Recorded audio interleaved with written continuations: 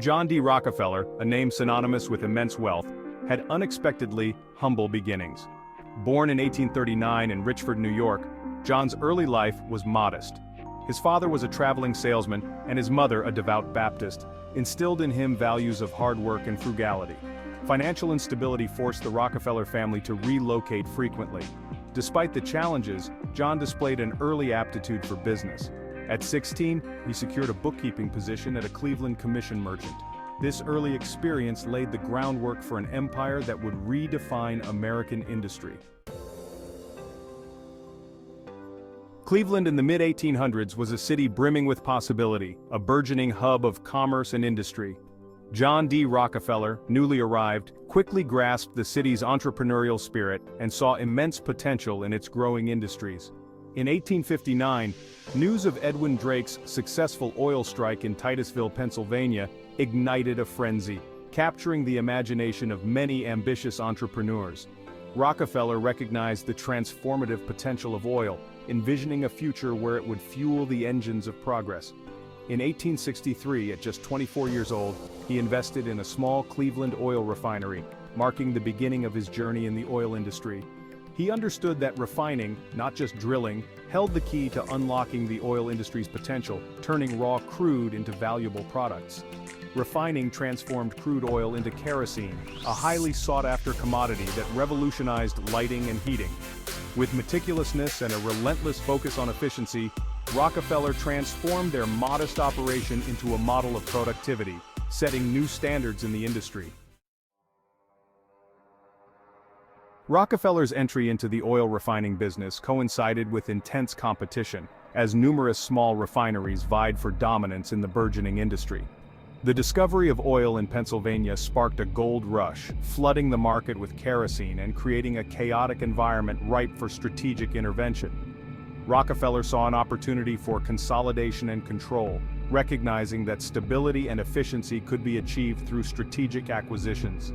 He negotiated preferential rates with railroads, securing lower transportation costs and ensuring his oil could be transported more cheaply than his competitors. He bought out rivals, expanding his reach and integrating their operations into his growing empire. Those who refused his offers faced relentless pressure from Standard Oil, which used aggressive tactics to force competitors out of the market. He formed alliances, creating a network of powerful allies in banking, transportation, and government, further solidifying his influence. By 1870, Rockefeller had established Standard Oil as the dominant force in the American oil industry, setting the stage for its future as a global powerhouse. By the 1880s, Standard Oil stood as a colossus, its reach extending globally. Critics accused Rockefeller of employing unethical practices to crush competition. Rockefeller argued his methods were the natural consequence of free market competition. The public began to view Standard Oil's dominance with increasing unease. Small businesses struggled and consumers questioned the fairness of Standard Oil's market power. The principles of fair competition seemed threatened by the unchecked power of this industrial behemoth. The backlash against Standard Oil's dominance gained momentum in the late 19th and early 20th centuries. Journalists published scathing exposés on Rockefeller's business practices. Public outrage grew, fueled by accounts of corporate greed. The Sherman Antitrust Act, passed in 1890, provided a legal framework for challenging Standard Oil's dominance. In 1906, under President Theodore Roosevelt, the U.S. Department of Justice filed suit against Standard Oil.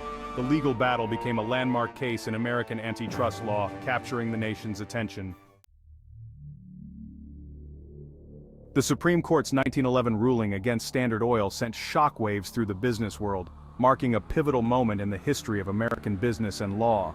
The court found Standard Oil had engaged in illegal monopolistic practices and ordered the company to be broken up into 34 separate entities, a decision that reshaped the oil industry. Despite the breakup, Rockefeller's wealth continued to grow exponentially as he retained significant shares in the newly formed companies. The individual companies that emerged from Standard Oil, such as Exxon, Mobil, and Chevron, became giants in their own right, dominating the oil industry for decades.